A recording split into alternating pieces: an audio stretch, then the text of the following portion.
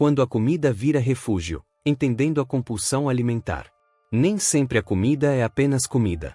Muitas vezes, ela é silêncio para gritos internos que ninguém escuta. Ela é anestesia para dores que não sabemos nomear. É como se cada mordida fosse uma tentativa de tapar um vazio, um buraco invisível dentro de nós.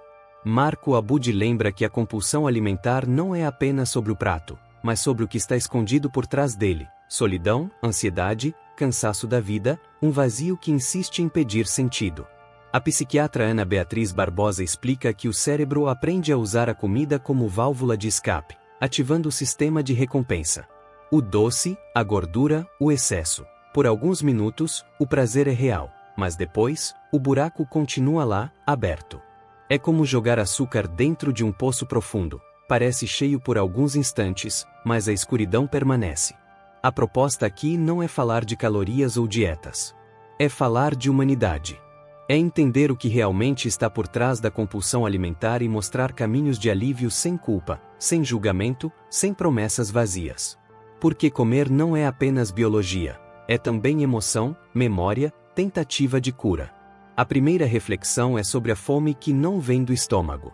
Muitas vezes, o que chamamos de fome é, na verdade, desejo de preencher um espaço que nada físico pode ocupar. É fome de afeto, de pertencimento, de sentido. É a tentativa de engolir a solidão, de mastigar a rejeição, de digerir o vazio interno. O corpo se confunde, porque os sinais emocionais atravessam o sistema nervoso e chegam como se fossem necessidade alimentar. O estômago pede comida, mas quem está gritando é a alma. Pergunte-se: o que você está tentando engolir quando come sem fome?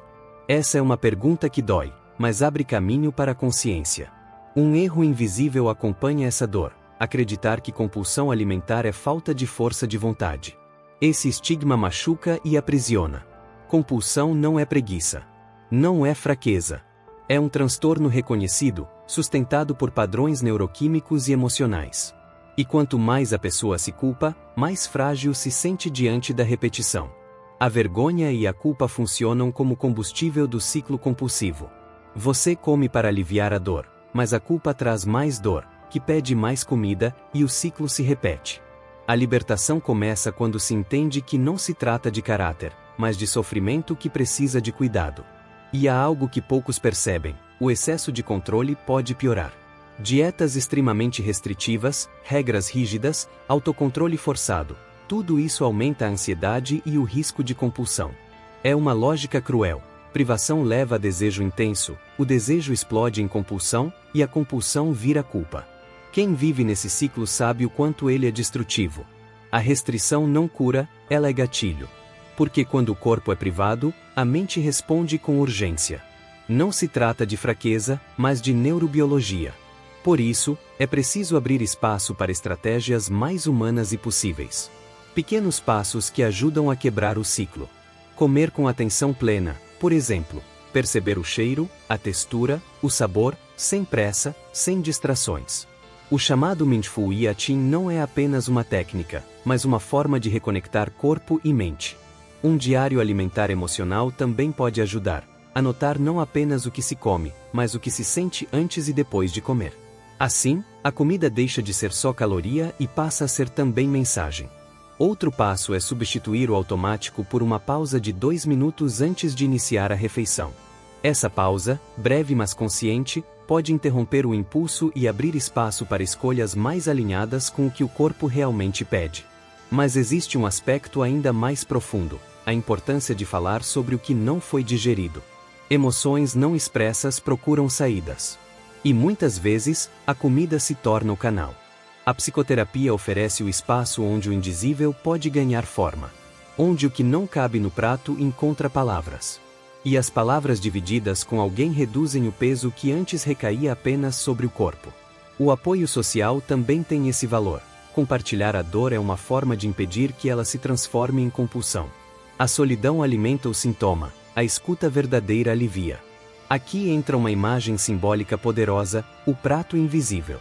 Muitas vezes, o prato mais pesado que carregamos não é o de comida, mas o de emoções nunca digeridas. Quantas vezes você se serviu não de arroz ou pão, mas de mágoas engolidas, de culpas mal elaboradas, de silêncios que ficaram entalados?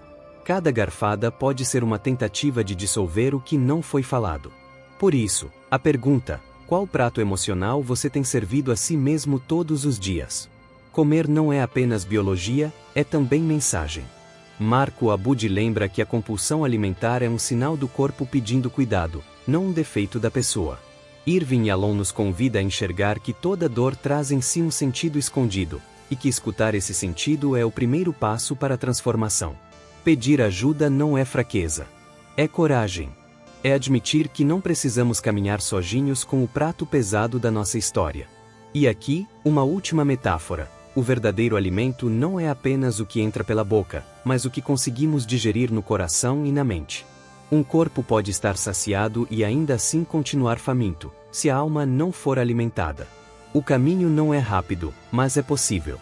Porque o que realmente transforma não é a força de vontade isolada, mas a capacidade de olhar para dentro, entender o que dói, e aprender a se nutrir de algo que vá além da comida.